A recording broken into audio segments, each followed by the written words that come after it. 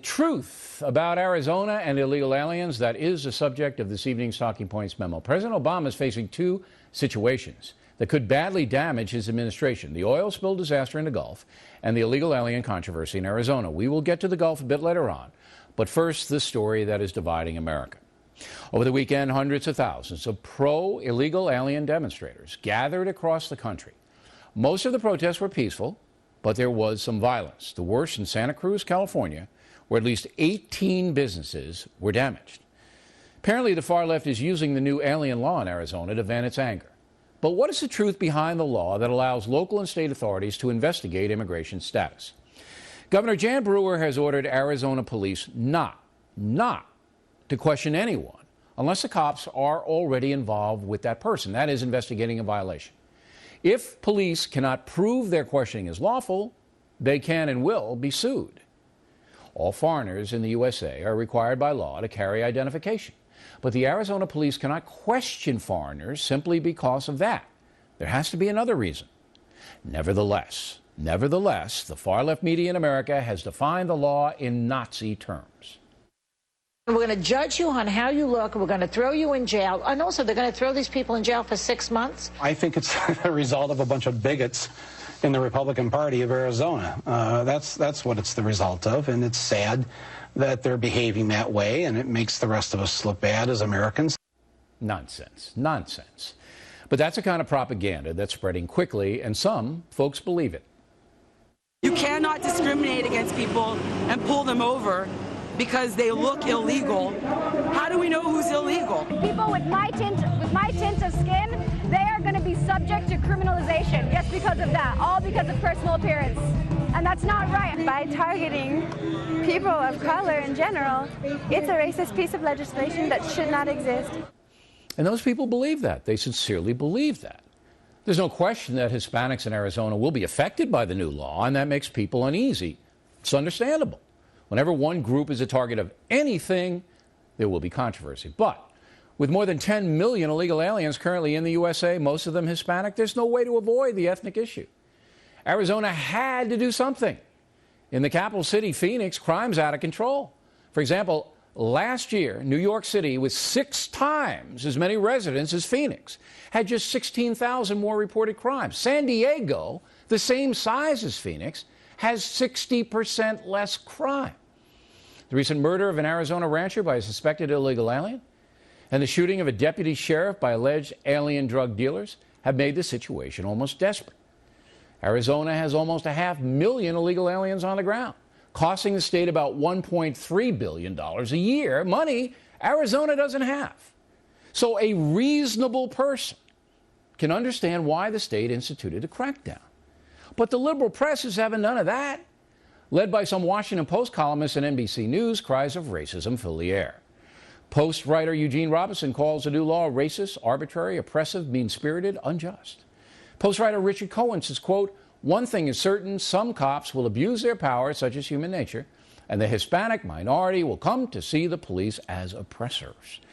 But the majority of Arizonans support the law, and that includes a number of Hispanics who understand the situation must be controlled. Obviously, the federal government has not secured the border. Remember, President Bush had 8 years to do it, and now President Obama has the power, but the border remains porous.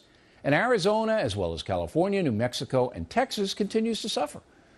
While the left-wing media exploits the issue, they offer no solutions at all, none. Also, they often equate legal immigration with illegal. Even President Obama has fallen into that trap. If you are a Hispanic American in Arizona, your great-grandparents may have been there before Arizona was even a state. But now suddenly, if you don't have your papers and you took your kid out to get ice cream, you're going to be harassed. That's something that could potentially happen. That's not the right way to go. Well, it could potentially happen, but you could sue if it happens. So what is the right way to go, Mr. President, with all due respect? Why can't you use federal power to seal the border against criminal enterprise? There's danger for the president here. Factor's been investigating just who exactly is supporting the pro-illegal alien lobby, and we've zeroed in on 2 main organizations, both extreme left.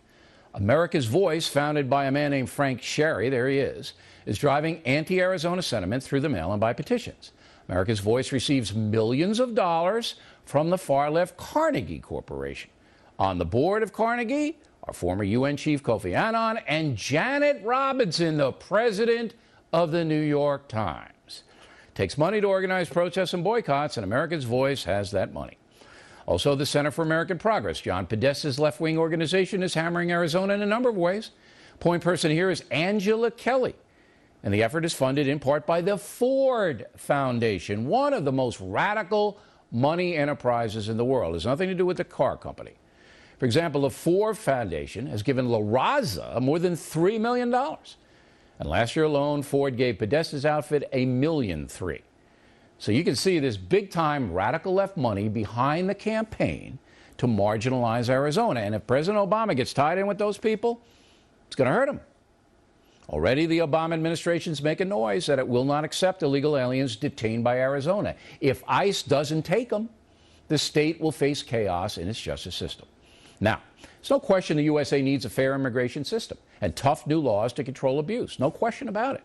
It's the president's job, Mr. Obama's job, to get that fair new law on the books. But if the debate over Arizona's action is any indication, the situation will become yet another polarizing exercise full of racist charges and hatred. Talking Points believes America is basically a fair country, but the illegal immigration debacle is anything but fair. It's not fair to law-abiding Hispanic Americans. It's not fair to the aliens themselves who are often exploited. It's not fair to the people of Arizona and other states who are seeing their localities veer out of control. And it's not fair to the police who, believe me, don't want to be chasing down house painters. Enough is enough with this brutal situation. The media is flat out dishonest in reporting it, and our political leadership is largely cowardly in solving it.